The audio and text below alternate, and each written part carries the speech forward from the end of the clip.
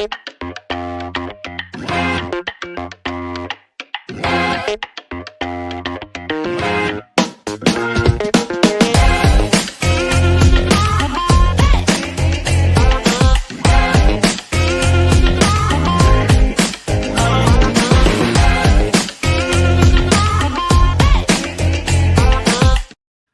up? Hello, everybody. Happy Wednesday. A new week for Alabama fans. Again, coming off a pretty disappointing week one performance to Florida State, falling 31-17. But it's a new week. Alabama opening its home slate against ULM this Saturday night. Mike and Alex will be there. Mike, Alex, how we doing this Wednesday? I'm good. Looking forward to mowing my lawn on Thursday. There we go. We've been a little busy the last few days, as people might imagine. Certainly has been. We will get into that. But before we do, start with some news, I guess exciting. I don't really know how to describe it. Alabama joining the wave, if you will, of putting logos on their field, I believe on the 25-yard line on each. Mike, you have a little bit more details on that. A little bit. 25-yard lines. Yes, it's part of the U.S. Navy. Maritime Industrial Base, I believe it's called. So we were all taking guesses ever since this NCAA thing came out last year, like who would be their logo that they would put on the field. People are like Mercedes and Coke and Golden Flake and Alpha Insurance. And I should get paid for mentioning all these, by the way. Bryant Bank, like which one should it be? And ends up being the U.S. Navy, which I guess maybe makes it more palatable for people that it's a military thing like that.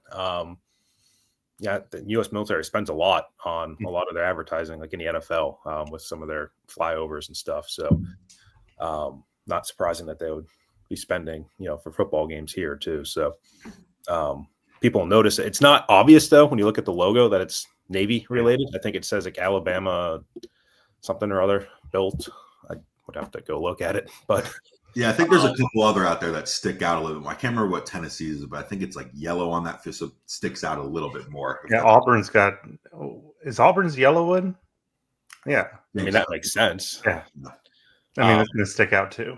And while we're on it, I know some Alabama fans are like, oh, well, they're the ninth SEC to do so, to do this. Like, it's it's smart. Right. And I think people, again, it's a military thing. I think people are more receptive to it, but people are going to see it and be like, I have no idea what that is because it's not obviously Navy related. Well, it's all about revenue, and as our friend of the show AJ McCarron can attest, sometimes that matters. Well, that's a segue. Nice. I guess that's a nice segue. Been quite a busy week again coming off the opening weekend. We've heard from Coach Kalen DeBoer, both coordinators. Mike and Alex were there. They've been writing nonstop since. Their thoughts. Delivered some questions to Coach DeBoer, Coach Wommack. The media was. I was kind of searching Twitter, like the media needs to ask these questions, and they certainly did. I think, which kind of leads a segue. Alex, we'll start with you. Kind of just come out of those two news conferences. Were you more?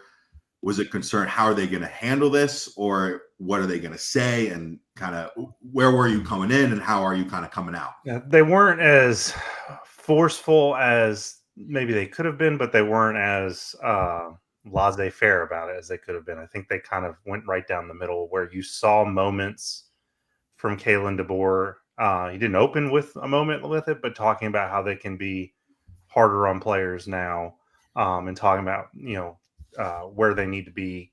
Kane Wommack definitely looked a little upset, to say the least, when a defensive coordinator has to use words like timid and hesitant to describe his defense, and nobody's saying he's wrong. That's a problem. And I don't think anybody's shying away from the problems.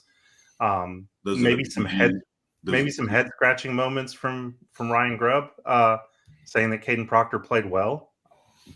I don't know. But really what's said on Monday is just about setting the tone for the week. And ultimately it's about how this team responds behind closed doors. And a, come to Jesus meeting is sort of cliche phrase, but I think after what we saw on Saturday night, it's called for that. Yeah, I think what was more important from Grubb was what he didn't say than what he did say. Yeah. The question about Jeremy Bernard, it wasn't even about Jeremy Bernard, it was about effort at wide receiver, which I think was kind of pointing to the Ryan Williams conversation. Did not even mention Ryan Williams' name. He just talked about Jeremy as the gold standard, and then kind of went down the list of the other guys who played. And again, it was kind of what was unsaid that was more important there. Yeah, with Kane, I think Kane did avoid using the word effort for whatever reason. It didn't seem like that really came up. I think he tried to reframe it or rephrase it as hesitancy. But that was the main theme with him because that was what people noticed the most, I think, coming out of that game. The Bray Hubbard video that's on Twitter is being consumed by millions of Alabama fans. And that's kind of the reality of not just football, not just college sports, but just media, social media in general these days. Like one thing like that gets out there and a lot of people are going to see it. A lot of people are going to form opinions about you because of that. Not just Bray Hubbard, but Kane Wommack, about everything. Well, Kalen DeBoer. So that's something that they're feeling. You could tell like Kane was kind of sweating, maybe literally and figuratively, in the room with us. And you could sense like he can feel the pressure. I think that was my takeaway from being in there. And it's, and Kalen talked about it. I think why Kane didn't talk about effort is because I think it goes back to like caring. And Kalen talked about how every player on this team wants to win, and that it's not an issue of want to, it's an issue of hesitancy, and to use a Nick Saban buzzword, it's anxiety. I think they used every word but anxiety. And it's something Mike and I have talked about a lot. Like, this team is so wrapped up in its own feelings about being Alabama, upholding the standard, on and on down the line. I think they got so swept up in that they didn't just go play football. And that's a lot of what Kalen talked about, is like, you just got to let it rip. Like, just go out there, have fun, fly around, play football. Because I think at the end of the day, they can live with it if they make a mistake, as long as they do it running through a brick wall at 100 miles an hour. When you're jogging on the field and the other team is scoring a touchdown, you can't live with that. Can you flip that switch? I don't know, because it's like it's a mental thing. Like, how do you get over that block? That's what's going to be interesting. That's what's, I think, either going to make or break their season, is how they recover from that. And as much as that's on players individually, looking in the mirror and saying, I just need to go out and play football, and whatever the case may be, it's also on coaching staff setting that tone that we're going to go out there, and what happened against Florida State, it either we're moving on from it, or it's the fuel to push us through the rest of the season. Right. And at the same time, you run through a brick wall, but if you put your shoulder in Tommy Castellanos when he's on the ground and you overextend, then people are going to think that you're undisciplined and stupid. Like, that's just, and there's consequences for what James Smith did too, as Kalen said. So I don't know if it's as simple as just flipping the switch, let it loose, cut it loose, be more aggressive. Like, I don't know if it's that simple. I think there's more to it. That's a big first step, though, because what you saw on Saturday was, it was obvious that they were in their own feelings and not just playing football. Right. And look, Kalen, I think, is towing the line a little bit between trying to be more assertive and trying to do what I think he's programmed to do and what's worked for him in the past, which is to be very supportive of players. Talking about how they care and, how they want it bad, and, not questioning what's the exact quote? They're great kids. They have high character. They want it bad. He said they had a great week when asked about the defense and practice. And that's something that obviously is irritating fans, because he said that before, going into the Vandy game, going into the Tennessee game, going into the Oklahoma game, and they lost all of those games. And arguably at least two of those they shouldn't have lost, Vandy and Oklahoma, given the opponent and given what Alabama was relative to the opponent. So look, I think everybody goes to school or has gone to school. Like, I would hope everybody knows the idea of like studying for a test. And if you fail the test, it means that you probably didn't study. That's probably the first thing that your teacher or your professor is going to say. Now there's some people who study really hard and they get to the test day and they just freeze and they have anxiety, performance anxiety, the test. I don't know if that's been the case 4 times in a row now for Alabama. Like, that just seems improbable that would keep happening. That's always going to be the problem. So I think you do have to look at preparation. And it's also not a case of you go in, you have a good test, but somebody just has a better test than you because you have a Rhodes Scholar sitting next to you that gets an A+ and you get an A. Like, you're playing teams that you should beat. You don't have a Rhodes Scholar sitting next to you. Like, you should be beating Vandy. You should be beating Florida State. You should be beating Oklahoma. You should be beating Michigan in the bowl game. So you think you do have to look at preparation and are you doing enough? But the message from Josh Cuevas is that they were practicing the same way this week as they did last week. And they thought last week was good enough and that they prepared well for the game. And that's the message from Kalen. So,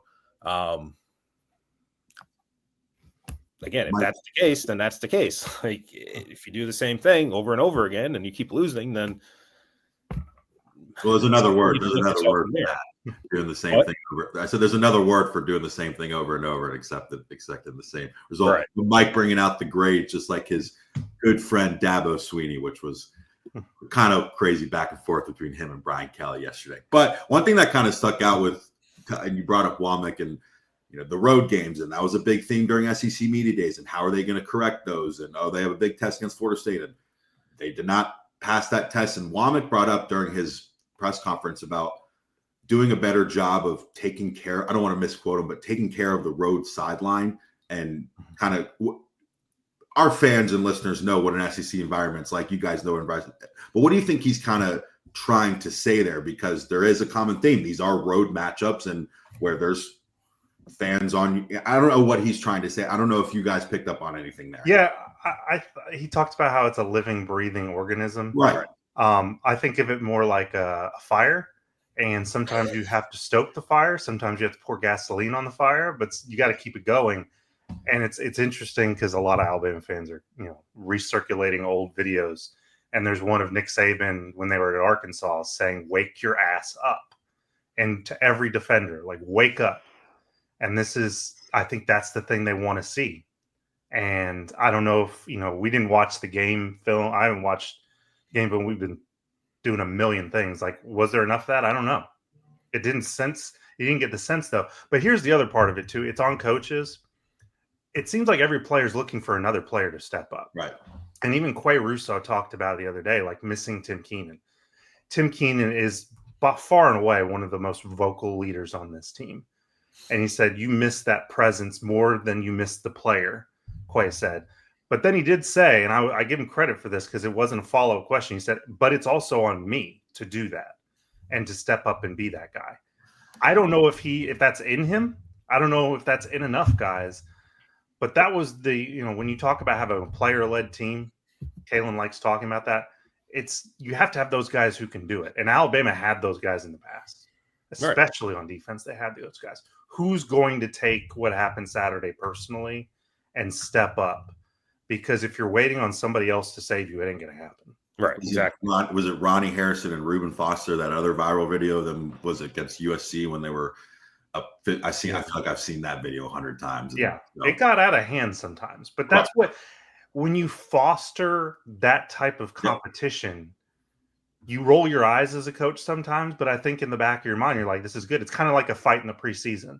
It's like, okay, they're going after it. You want to see intensity, especially in moments where the product on the field isn't what you want it to be. At least you want to see effort. And that's the most damning thing about what happened on Saturday was when I asked Quay Russo, was the effort there? Absolutely not. Like, didn't even hesitate. Absolutely not. That's what has to change. And then we can talk about, is the talent good enough? Is there enough pass rush? Is this defensive scheme where it needs to be? Like, yeah, Mike's right. It's not just one thing and mentality. But if you can't clear that hurdle, all those other hurdles don't matter. Right. And I've consumed a lot of former player discussion this week, as you might have seen, but I was actually consuming some more right before we came on. And, it's a lot of these old stories about like, Clinton Dix yelling at guys in the team hotel that were laughing. And that was another video that came up and kind of went viral. I don't know if you guys saw that. It looked like Edric Hill. Oh, yeah. And I forget. I think it was Janze Pierre. Were laughing during the kneel downs at the end. It's hard to tell when guys wear helmets. So didn't really touch him personally, but that's another thing. Like, people see that stuff on social media. It spreads like wildfire. And that's something that these old players talk about. Like, Clinton Dix would never allow that. He would tell people to shut the F up. Like, Reuben Foster was smoking cigarettes in the locker room because he needed to relax because he was going to kill people. Like, Tim Williams with his pit bull. Dante Hightower yelling, all this stuff. Like, but again, to speak to Alex's point, like, none of those guys are walking into the locker room to save you. Like, it needs to be people who are there, and you need to stop thinking about what worked before for Alabama. So look, there's a ton of 5th, 6th, 4th year seniors on this team. Like, there's a lot of guys, we've talked about it before, that should have the experience in the time around college football to be speaking up. And AJ McCarron just was on a podcast last night saying he spoke to multiple Alabama players yesterday, and they say that different guys are going to be stepping up now that weren't stepping up before, and they're going to get this shit fixed, is kind of the way that he phrased it based on the players that he spoke to. And he said he did not speak to Ty Simpson. So I don't know, like, we'll see who steps up. We're going to see. I look at Louisiana Monroe game, they can come out and win by 50 points. I don't think that would surprise a single person in the stands. If they don't, there's going to potentially be some boos in the stands. But I don't know. Like, I was just asked on the radio this morning, that does that make people feel better? I don't know if it makes people feel better if you go out and win by 50. I think it prevents people from feeling worse. Like, people are going to feel better if you go and beat Georgia. But even then, there's a lot of scar tissue from last year. You beat Georgia last year and we're 3-1 coming out of September, and everybody felt great. And then look what happened after. So I feel like even with that, I don't know if you can say the ship is righted until you get to the end. And every single game you go down the schedule this year, with the exception of this one in Eastern Illinois, you can make an argument the other team can win, realistically. And some of those games, I think Alabama is not going to be favored. They're not going to be favored in the Georgia game. They never are. And depending on how things go, they may not be favored at South Carolina. They may not be favored at home against LSU. They may not be favored at Auburn. Those would be the 3 games right now where I can see them being dogs, other than Georgia. So it's not just a one-game thing. You can't just be like, all right, we went out against ULM and we beat their ass and now everything's back to normal. Like, if you're thinking that way, then you're right back to square one. Yeah. Real quick, I have to get this off my chest. We talk about all these viral moments between the old Nick Saban days. And I saw one, it was like a screenshot of an anonymous booster who was talking about how they're door dashing at, that one's spreading, man. Yeah.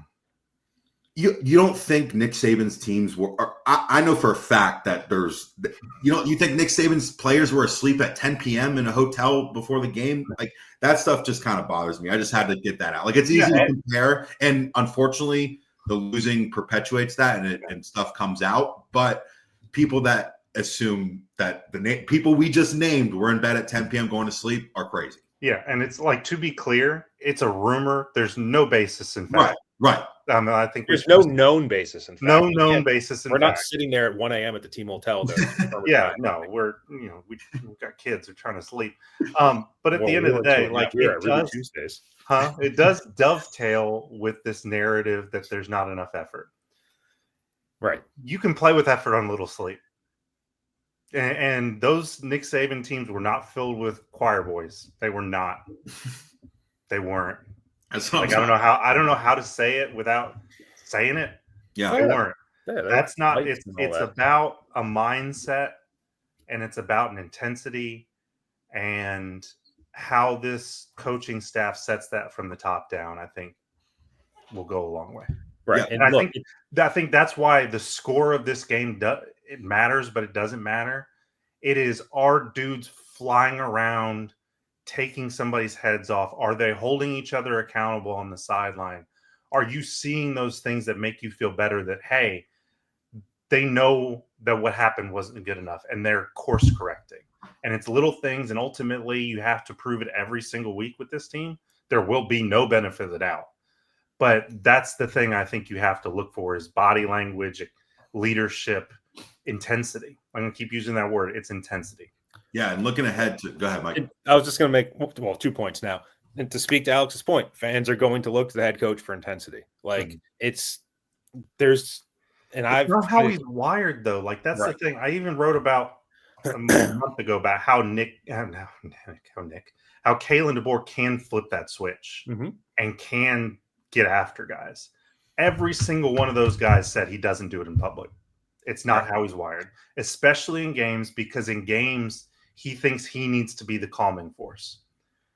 I wonder if at a certain point it gets bad enough where Ryan Grubb, who will do it in public and does not give a single you-know-what, walks all the way down to the field and starts saying something. Because I don't think Kalen's going to do it, and I don't think somebody should try to be someone they're not. But at the end of the day, the leadership has to come from somewhere. Right. And I just to speak to the whole larger point, it's not just one thing. Like, everybody's arguing, like, is it Ty? Is it the defense? Is it Kane? Is it Kalen? Is it this? It's everything. Like, it's a little bit of everything. Yep. And there has to be nuance in the way that you look at this, because some of the debate is just too black and white. It's not just players, it's coaching staff. It's not just a coaching staff, it's players. It's not just that. It's not just it's a talented team, but there's some players they brought in that just aren't as good as we thought. There's some freshmen that Dijon Lee was out there, was not playing very well. I mean, look, there's a difference between talent and performance. So there's that too. There's a lot of layers to it that people are sometimes missing. And the other part I was going to say, going back to the whole DoorDash thing, was that it's like politics these days. It doesn't matter what's true. It matters what people believe. And when they see stuff like that on Facebook, 90% of the time, sometimes Twitter, they believe it. And it doesn't matter if it's true or not. People are convinced that what they see is true. And that's sometimes bad for the subject at hand, whether it's a politician or, in this case, a football coach. And it's hard to kind of combat that. It's just, it used to be like journalists were the filter, and we confirmed facts, and then that was distributed to the public. Journalists are kind of losing that influence, to be honest, and people are able to directly see things that may not be confirmed or may not be accurate or may not be true, but they still believe it. And if people are sitting there and believing everything, then they form opinions based on that. And I have to go into radio in 3 minutes here, but that's what I got to say for today. If we lose Mike, we will lose Mike and wrap up here. But just to kind of put a final bow on it, we'll give Mike the floor first. We talked about it, but going into this weekend, is it just pure effort? Will there be new starters? Is there somebody made an example out of? What's your if there's a player to be made example out of, I think James Smith would be the player to watch based on what Kalen said Monday about consequences for penalties. And again, it goes back to what I said. Are you benching players based on effort? Or in this case, you're actually benching players for going after the whistle and hitting a guy in the head. So if he is benched, if that is the consequence that Kalen is kind of vaguely referring to for that penalty, that's sending a message kind of in its own way. But I don't know if you should just start playing a bunch of guys in this game.